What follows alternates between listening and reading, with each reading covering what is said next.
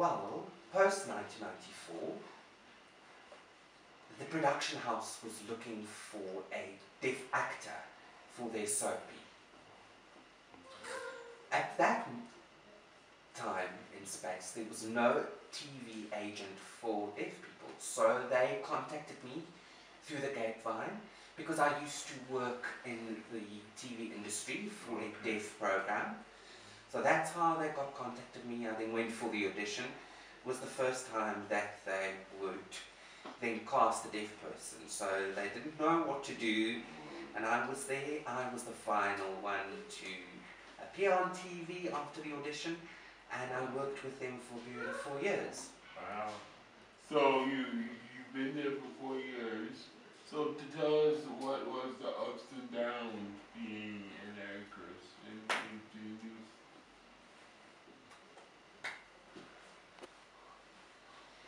Oh, well, there's a lot of things that I can talk about. The lack of awareness among people who are hearing, who do not know what deaf culture is. It was also the first time where I was mainstreamed on such a big scale. So I grew up with a hearing family, of course, and a hearing community. And people, the neighbors in Soweto, a very close-knit community.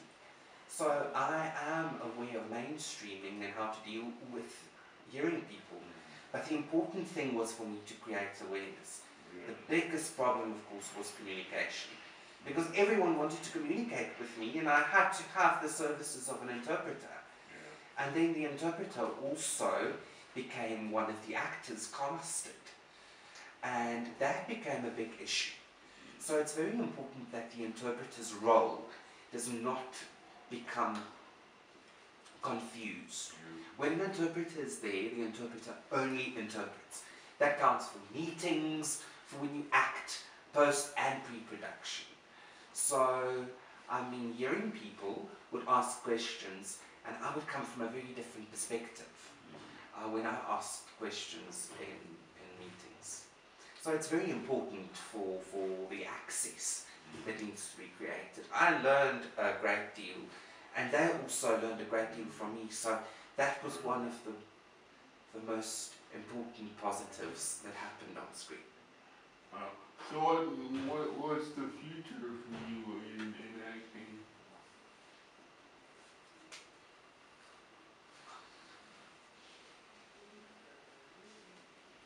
I think the media has a very important role to play, not only for the deaf community, but for the community, the disabled community in general.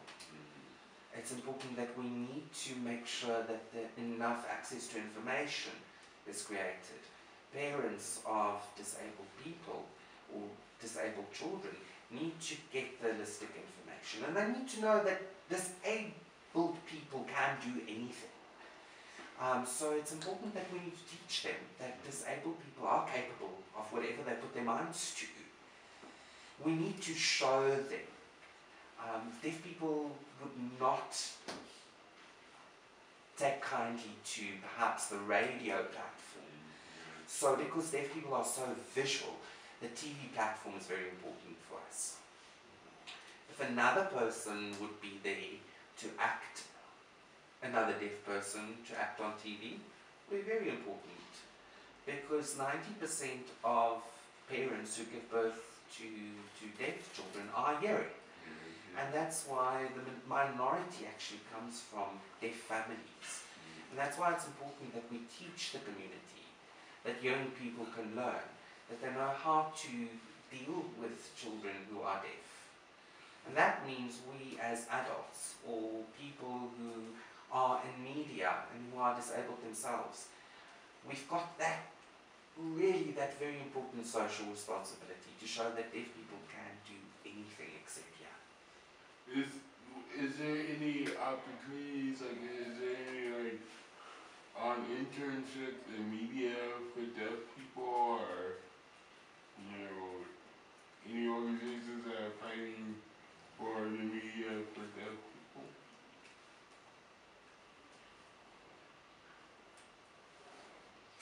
Unfortunately not. Those opportunities are sadly lacking. Many deaf people approach me and explain to me that they so much want to be part of the TV world.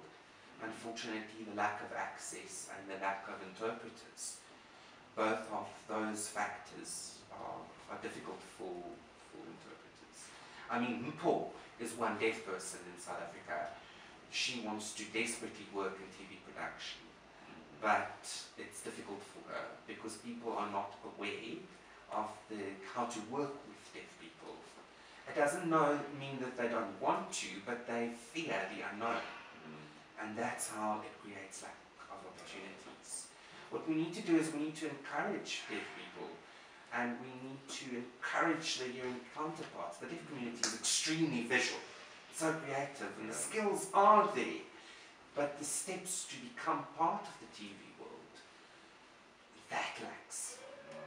And that's why we need to create that much needed awareness. So it's just amazing. So there's no organization that's playing the media to get it more accessible? Yes, we've got a deaf organisation, the Deaf Federation of South Africa, DEFSA. They have that lobbying capacity, and they focus on creating the necessary closed captions for deaf people, sign language interpreting. So all of those accumulate to creating the general access. At the moment, South African Sign Language is not an official language of South Africa. Although government is aware that it's deaf people's first language, we don't have that status of South African Sign Language being an official language.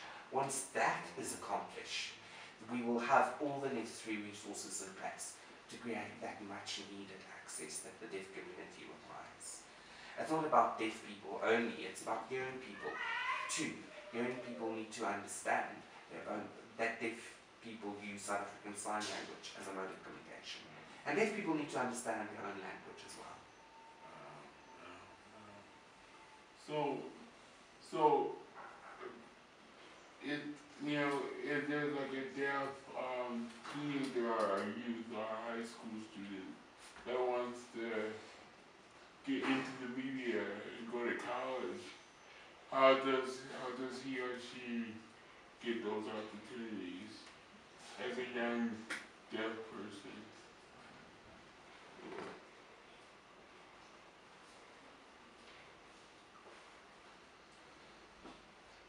Now, those are the necessary resources that we need to put into place. I mean, at the moment, there are opportunities, but the access is the most difficult issue that deaf people need to overcome. When they access tertiary education, it's important to have access to an interpreter. And many deaf people feel that they cannot go to university and they can't go to college because of lack of interpreters and lack of access to information. So it's very important. Once sign language is an official language, we'll have all those in place to make the necessary decisions and to create the necessary access. So that deaf people can become more independent, that they can become more mainstream, and that they can access tertiary education similar to their hearing counterparts. So do you think there's a need for like a civil rights law?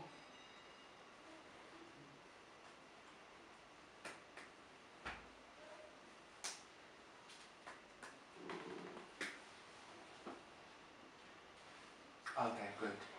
At the moment, our aim is to see to South African Sign Language becoming an official language of South Africa.